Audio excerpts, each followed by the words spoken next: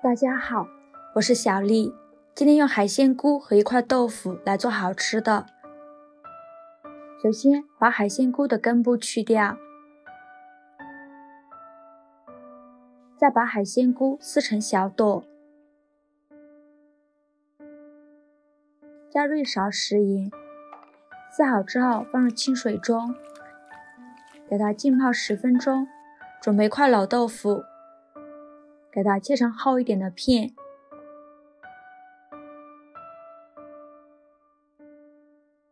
再给它切成长条，然后切成豆腐丁。切好之后装入大碗中，准备3个鸡蛋，将它打入另外一个碗中，用筷子搅散，然后把鸡蛋液淋在豆腐上，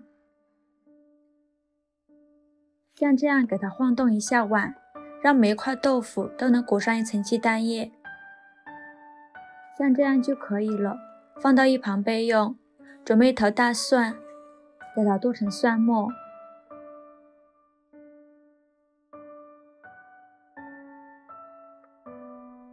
切好之后装入盘中。准备1块生姜，先给它切成姜片，再切成姜丝，然后切成姜末。准备1把小葱，给它切成葱花。准备几个青椒，给它切成小圆圈。准备几个红椒，也给它切成小圆圈。切好之后呢，装入盘中。再准备1块瘦肉，给它切成薄片，再给它剁成肉末，剁成这个样子就可以了。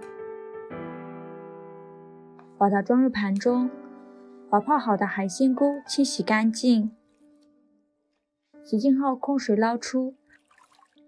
锅中水提前烧开，加入1勺食盐，把海鲜菇放入锅中，焯水2分钟，去一下草酸。2分钟之后，给它控水捞出，把海鲜菇放到烧锅底部，给它铺平。锅烧热，放少许油，油热后放入鸡蛋豆腐，先不着急翻动，捞至底部金黄，给它翻一面，开中小火慢烙，在烙的过程中要不停地翻面，防止烙糊了。烙至金黄，像这样就可以出锅了。把它盛出来，放入烧锅中。另起一锅，放少许油，油热后放入肉末，翻炒至肉末变色，然后加入葱姜蒜末，给它翻炒出香味。炒香后加入1勺豆瓣酱，给它翻炒出红油。炒出红油后，加入1碗清水。现在来调一下味儿，加1勺生抽，加1勺蚝油，加一点点老抽上色，先给它翻拌均匀。汤汁烧开后，给它关火，再把酱汁淋在豆腐上。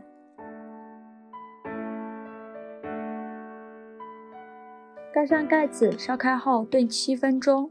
时间到，我们打开盖子看看，哇，好香啊，香喷喷的，满屋都是这个香味儿。再撒点青红椒点缀一下，再开盖煮2分钟。2分钟后翻拌一下，非常好吃的菌菇豆腐包就这样做好了，色香味俱全，看着就很有食欲。